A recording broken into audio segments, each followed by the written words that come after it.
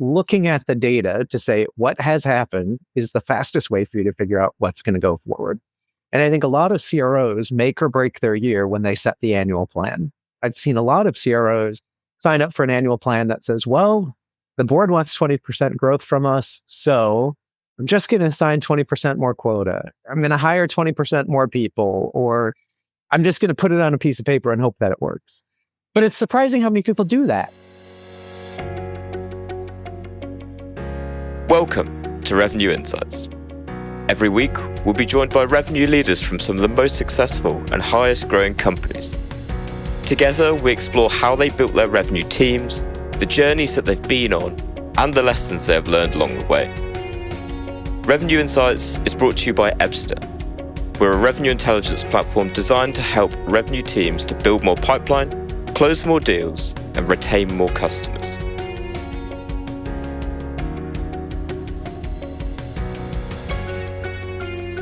Hello, everybody. My name is Guy Rubin. I'm the CEO of Ebster, and this is the Revenue Insights podcast. Today is my first day hosting the Revenue Insights podcast, and I'm delighted to be joined today by JD Miller. JD is joining us from Kantata as the Chief Revenue Officer. So welcome, JD. Thank you for joining us today. Thanks for having me, Guy. It's great to be here. So I think we're just going to jump straight in. Perhaps you could start by telling us a little bit about yourself and your role at Kantata, and perhaps a little bit about how you got there as well. Yeah, absolutely. So I have worked in B2B technology sales for almost 25 years now, starting to date myself. I actually went to school expecting to be a lawyer, and after an internship in the Clinton White House, realized that that wasn't the path I wanted to go down. And so I wound up getting a PhD in organizational communication. And what do you do with a communication degree? Nobody knew. But the first sales job came calling at a small .com in the late 90s that ultimately became Vignette. They were a web content management tool that grew from, is employee number 26. We were acquired by Vignette. And 6 years later, we went public with a $9 billion valuation and 6,000 people. And so I spent the rest of my career really just trying to recapture that experience. So now I think Kantata is my sixth private equity-backed deal. I've grown through the ranks from sales engineer to individual contributor. I've been CRO and country president a couple of times. And then I also work with 5 Arrows Capital Partners in London as their go-to-market advisor.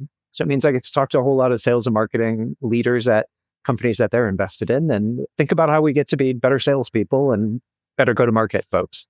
Wow, what a journey. That's very exciting. So you've seen this cycle before and you've gone through it all, but are you finding that the team these days are using any tools that are different, or is there a different go-to-market motion today with the latest AI and data available to you, or is it a lot of buzzwords and actually nothing's really changed?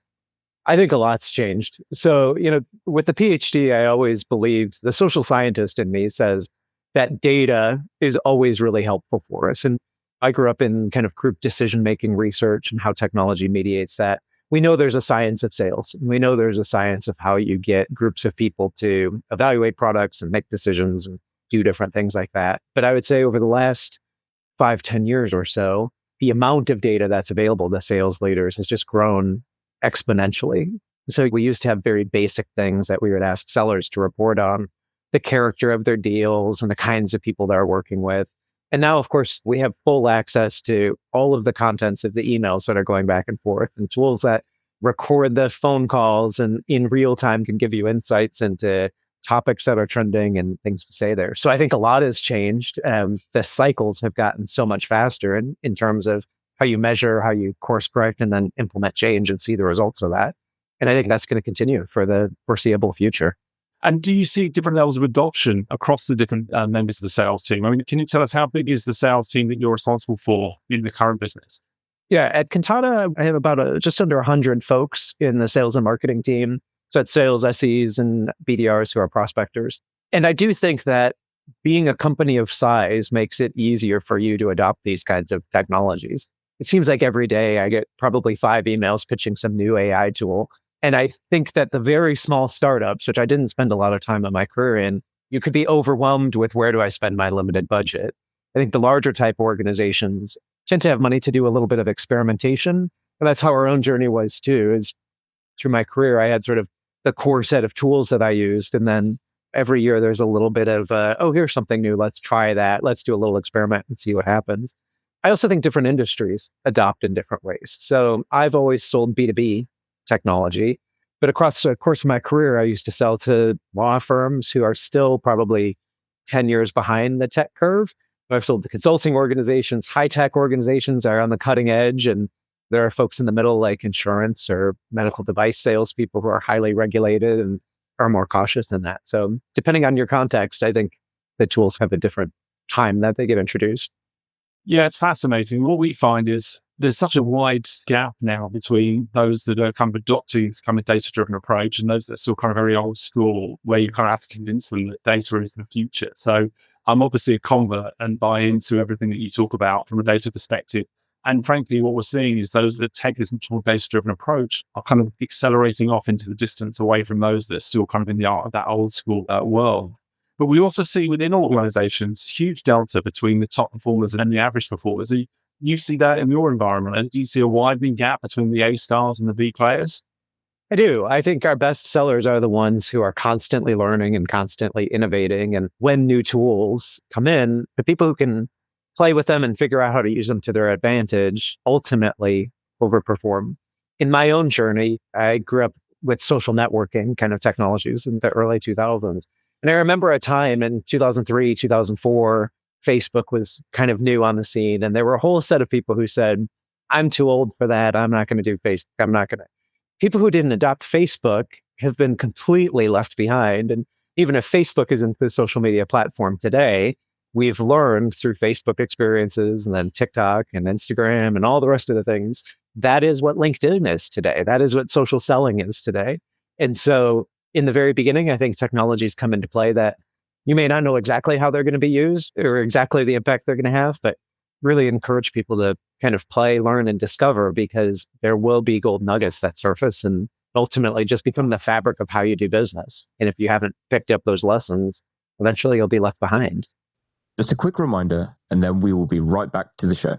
At Revenue Insights, our goal is to share how top-performing revenue leaders build predictable, efficient, go-to-market teams. Every week, we speak to the brightest minds, and every quarter, we release the latest findings from our analysis of billions of dollars in pipeline. If you don't want to miss out, sign up to our newsletter at ebster.com/newsletter-sign up. That's ebster.com/newsletter-sign up. The link to make that a little bit easier for you will be in the show notes of this episode, wherever you're listening. See you there. I completely agree. I think what we see that the AI and the technology these days is able to take away a lot of the admin burden from the sales reps. And frankly, we're not very good at it anyway. And actually what we're able to do is use the AI to pick up that in response. But I still think, and what we're still seeing is certainly in B2B sales, relationships are still driving revenue. Do you see that in your world as well? Or do you still think there's a very much I had an interesting debate with someone just yesterday where they were talking about the death of the AI is going to take over. And so I think the opposite. I think we still live in a world where relationships drive revenue. And I think the AI can help and can assist and take away the admin burdens. But ultimately, it's still about humans buying from humans. What are your thoughts? I fall on your side of the debate there. This is actually one of my favorite dinner time debates to have. And of course, I have a perspective in this fight as someone who has a PhD in communication and works in sales. I suppose I'm incentivized to believe that relationships are always going to be best managed by people. But it's curious to me how new technology innovations completely transform different industries. And so the seller, I still believe that there's something really unique that can't be automated when you and I connect on a personal level. And that ultimately, I think businesses are made up of people who need to connect and engage. I would be more concerned if I was in a role that was something that can be truly automated. I look at my developer colleagues and I think about how much AI writes code. And I wonder, where's the secret sauce of people in code writing, which used to be a super highly skilled, really highly compensated role. But for me, I don't imagine that there's ever going to be a place where we just have companies that are AI, that an AI product is selling to an AI procurement company. And I guess people would just sit on the background and collect the cash. I'm not sure exactly how that would work, but constantly having employees think about what is the unique skill that I bring forward that no one else can do. And I think even outside of AI, that's a big way to grow your career in general. A lot of what I've done across my career has been bringing companies together. And at the time of merger, There are always people in an organization that say, at this company, I'm the expert in X, and I'm the only person who knows how to run this report. And so I'm not going to adopt any of the new processes. I'm going to pretend this merger didn't happen. I'm going to have job security because I'm the one who can press this button and do this thing. And I think those are the people who get their jobs automated away really quickly. But the people who say, I'm the only one in the company who knows how to do this thing, and now I'm going to teach you to do it so I don't have to do it anymore. And I'm going to spend my time solving the next big problem that only I am uniquely qualified to solve. I think that's the way to build a great career. I buy into that, absolutely. So let's start talking about what we're seeing, the attributes of those top performers within the business and what you're seeing out there. So if we take the sales cycle and think about the top of the funnel, are there any particular attributes you're seeing that the top performers are doing differently to the B and C players? For me, I think top performers are really about cutting through the noise with really measurable ROI conversations. When I first started selling in the 2000s, it was actually innovative when I learned how to do a mail merge into Outlook and send 100 emails at once. Today, everyone knows how to do that. And as a result, our inboxes are flooded with copy and paste sort of mail merged messages. And so every year I look at the data about how many touches did it take for us to get a prospect? And the numbers just increased. That it used to be, I call you twice and you're going to respond back. Well, last year it took us 17 touches to get a prospect's attention to show up for an interest in a sales call. The best sellers are the ones who are figuring out, one, how do I use technology to be in your face? Because probably 15 of those 17 messages are deleted before they're even read, or, it's a banner ad that disappears off of LinkedIn. But in that moment, when I do have your attention, you've got to follow up with something really, really valuable to offer that's going to be attention grabbing. And so I think about my own inbox and sellers who are trying to get in touch with me. And I think every seller has learned that personalization is important. But I'm surprised at how many emails I get that just say, hi, JD, I see you're the CRO of Kantata, and therefore you should look at buying my product. A little bit better are the ones who've done some research and say, hi, JD, I saw you graduated from the University of Illinois, and go Illini, wasn't that a great basketball game? And now you should talk to me about buying my product. Still, though, the best are the ones, and the ones that really cut through are the ones who have learned something about me and my business and can say, JD, based on research, I see that you're running the merger of two companies, and it's been a US and a UK based company. And I bet you have this very unique problem that I know how to solve. And so I think the best reps are the ones who can, cut through the clutter with a really targeted message that's really about a real business pain people have, because that's going to develop trust and attention and get you to the next part of the conversation. Yeah, you're aware that we actually met at a 5 hours event where we were presenting the content from our B2B benchmark report, where we analyzed 4.2 million opportunities. And we spent a lot of time looking at the top of the funnel. And what's really interesting is those top performers are building relationships in their community, in their ecosystem, with people that aren't even in the sales cycle yet, people that maybe won't enter a sales process for another 12 months, but they're building up that momentum. They're presenting themselves as this kind of expert advisor in the room. And so that when the customer is ready to engage in whatever they're selling, they're top of mind. And I think what's really fascinating, we spend a lot of time trying to understand how many relationships and how strong those relationships are with each seller and their community. And before we even look at the numbers, before we look at who's closed won and lost deals, when you start to see there's usually 5 or 10% of the AEs that have got more relationships than everybody else. When we trawl through their historical mailboxes and calendars, you can see that they kind of hold 2 or 3 times more relationships than everybody else. And it ran true in the data. What we saw was that the top performers are twice as likely to self-source their own opportunities than the B and C players. So it does show us that relationships are vital, even in today's market, to driving that. And so as we move down the side of the funnel, we start thinking about qualification and discovery. Are you seeing anything that the top performers are doing differently to everybody else? Yeah, I think, again, it's about listening more than you talk and learning from what you hear. So I had a sales coach, and we've all heard this before. You got 2 ears and 1 mouth, so you should listen twice as much as you talk. But really understanding that even though this might be the 100th time I'm pitching my product, your circumstance is unique. And for you, you think it's especially unique. And so how can I really listen to the clues you're giving me, the things that you're telling me are important, and then tailoring my message back to that? And that the great performers, as they move through the sales cycle, are constantly adapting their messaging and responding. So it's learning who else is involved and what are the things that are going to get in the way of progressing this deal forward, and what are the biggest priorities. And I think a lot of times sellers sit and they're just waiting for you to stop talking so I can say my next canned thing. The biggest skill is actually sitting and listening and truly responding and engaging with what you just told me.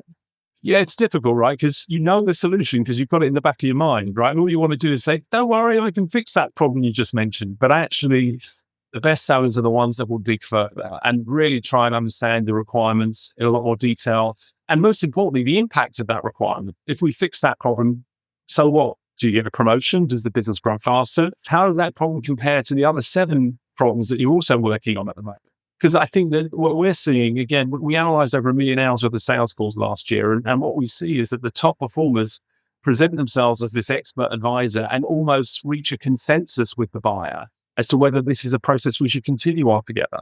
Because both your time and the buyer's time is valuable. And we should be able to reach a consensus as to whether this is really a priority, that there really is a budget for, that we really want to go through this cycle with. And if there is, I'm in.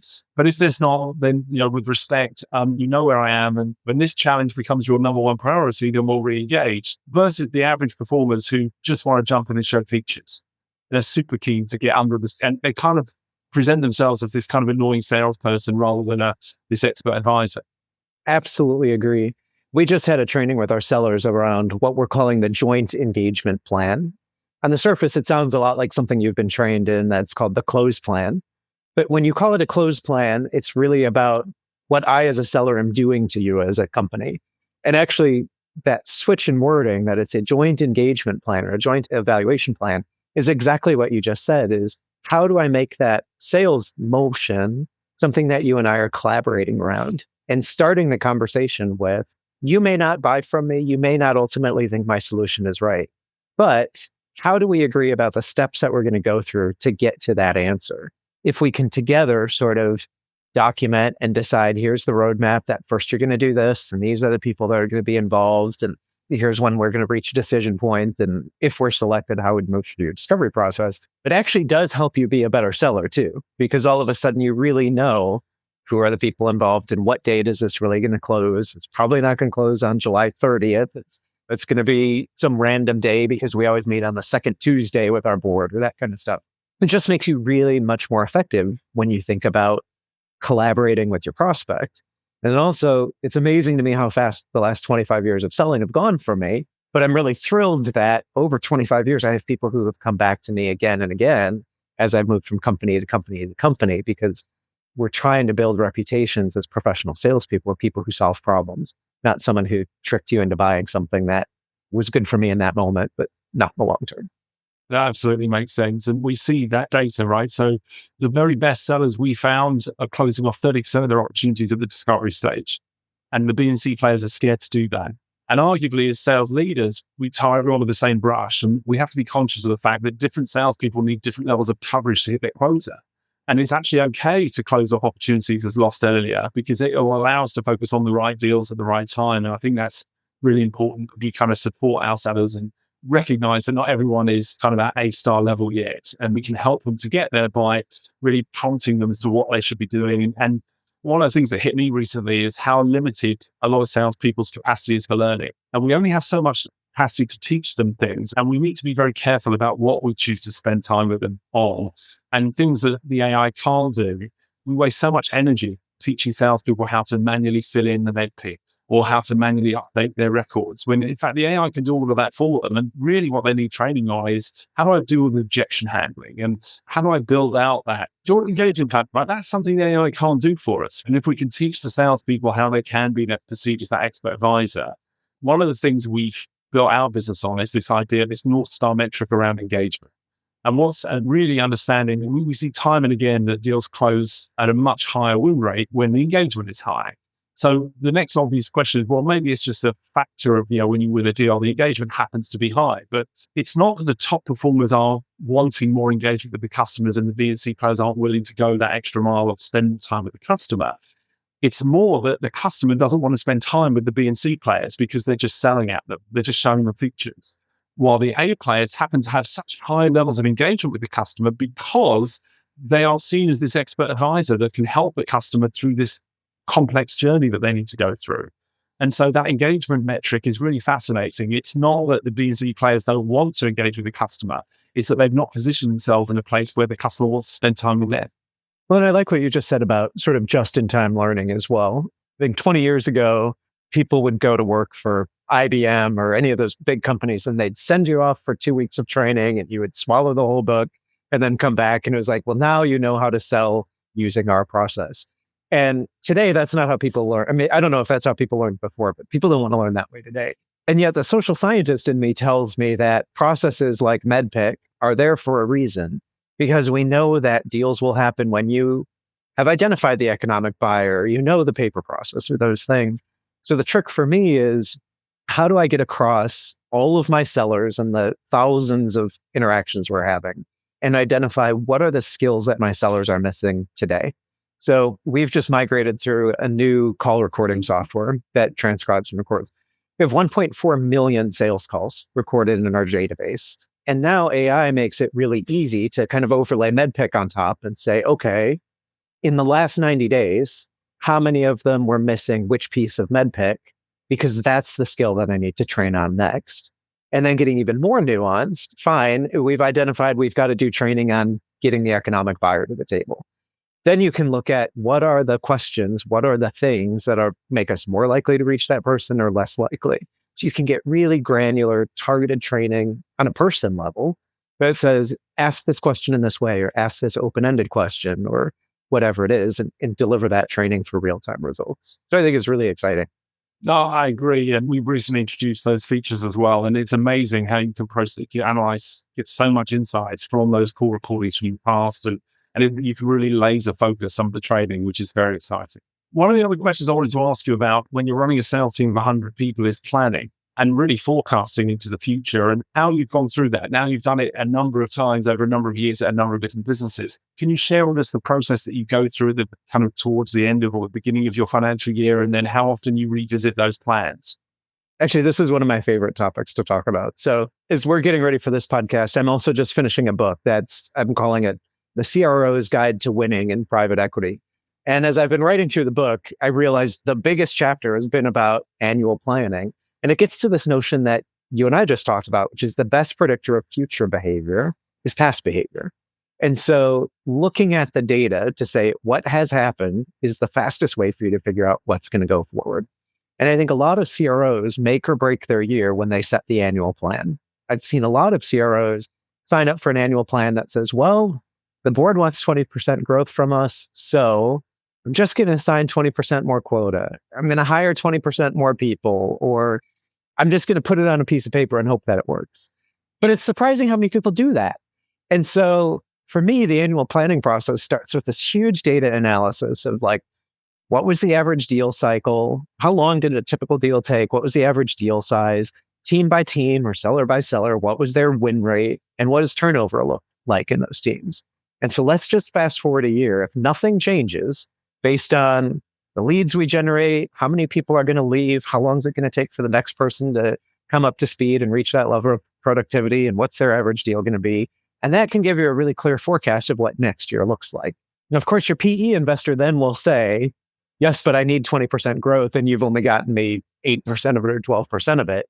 But that's really when the fun part comes in, if you've got to start deciding, okay, so what are the bets we're going to make? Am I going to buy a tool like yours? Am I going to do a sales training? Am I going to shift my marketing message upstream and try and get 10% bigger deals or things like that?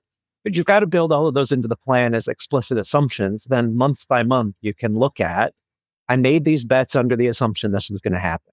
Is it or isn't it? And then be able to course correct on that. And I think when we do that, it makes us run better businesses, but it also gives you a lot of credibility to be able to stand up in front of your individual seller and not just say, I gave you this quota, good luck with it, but actually give them a roadmap to success that said, I built a plan that said, based in the past, here's what you were able to accomplish. This year, you'll make your number if you can get 3 deals of this size and 2 deals of this size and 1 of that size. And the roadmap to get there is this many calls, this many things. Look at your territory. Here's where there are 100 of those potential opportunities. You only need to get 3 of that, all of that kind of stuff, so that we're not running our teams based on hope, but we actually have a real plan grounded in reality. Just a quick reminder, and then we will be right back to the show. At Revenue Insights, our goal is to share how top-performing revenue leaders build predictable, efficient, go-to-market teams. Every week, we speak to the brightest minds, and every quarter, we release the latest findings from our analysis of billions of dollars in pipeline. If you don't want to miss out, sign up to our newsletter at ebster.com/newsletter-sign-up. That's ebster.com/newsletter-sign-up. The link to make that a little bit easier for you will be in the show notes of this episode, wherever you're listening. See you there. So how did you do? When was your year end and how close were you out at the beginning? Yeah. So last year was the end of my first year at Kantata. And one of the hallmarks that I think of the leadership I've had in lots of teams is we always deliver the plan that we commit to. And I may show up at a board meeting sometime and say, I can't reach what we want to do. And here's why. But let's decide that in the beginning of the year and adapt so that ultimately we're going to get where we want to go. There's a really scary statistic that the typical head of sales lasts in seat 18 months, and then they turn over the head of sales, at least in tech companies. And I don't think that those CROs and those VPs are losing their jobs because they didn't hit the number. It's because they didn't predict that they were not going to hit the number. And so I've always outlived that 18-month tenure because I've been able to ground it in reality, ground it in data, say, here's what's going to happen. Here's what is happening. Whether we like it or not, now we can engage in a discussion about what to do about it instead of just having board meeting after board meeting saying, we're missing, we don't know why, and I don't have a plan that's going to help us get out of the hole we're in. And how often do you revisit the plan? I really believe in inspect what you expect. And so I'm looking at the plan weekly, monthly, quarterly, annually. So on a quarterly basis, of course, we're always having a board meeting where we're looking at how did the last quarter finish compared to where we want it to be. Most PE firms I've worked with also, we're having a monthly review of how did this particular month compare to what we expected.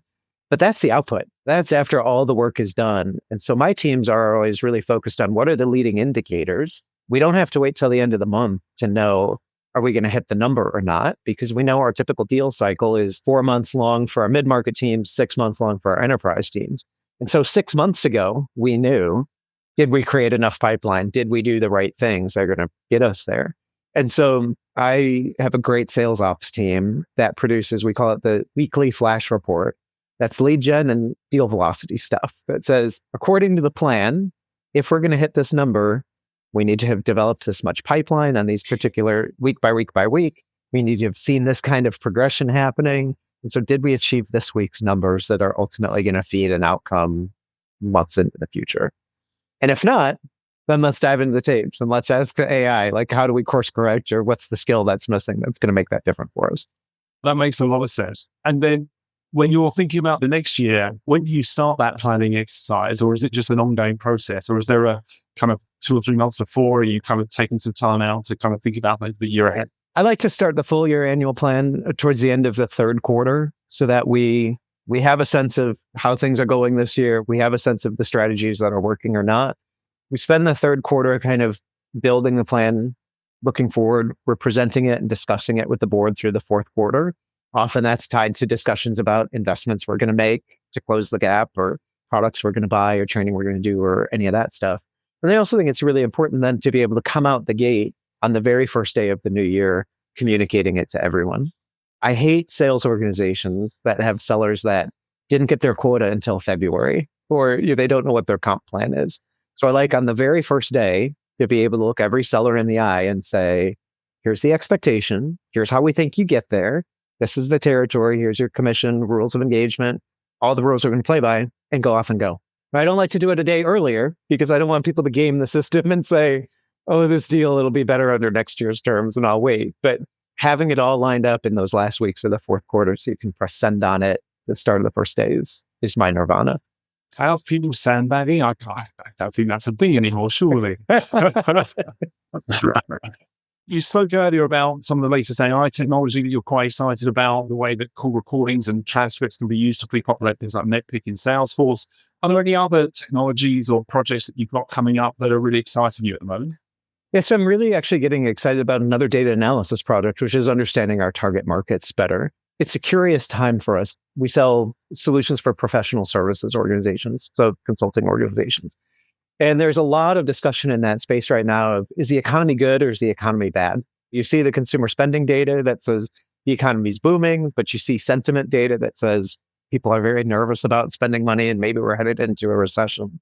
So we're doing a lot of work right now, really trying to understand the sentiment of our customers and our prospects. And again, I think AI is helpful here because today, different than ever before, we've got both structured and unstructured data that we can look at. And so you can look at all the typical kind of Wall Street data and earnings reports and all of that to get kind of quantitative data. But then you've got all this qualitative data around, what are people tweeting about and what are people writing about? Again, what are people saying on your calls that give you sort of an indication of how our prospects are feeling, what are the biggest problems they're trying to solve? And then that can inform for us new product development, it can inform messaging, it can inform M&A strategy. How do we fill gaps in different places? So I think that's, again, one of these projects that's never ending, but at this point in time has more possibility than I think I've ever seen in my career. Very good.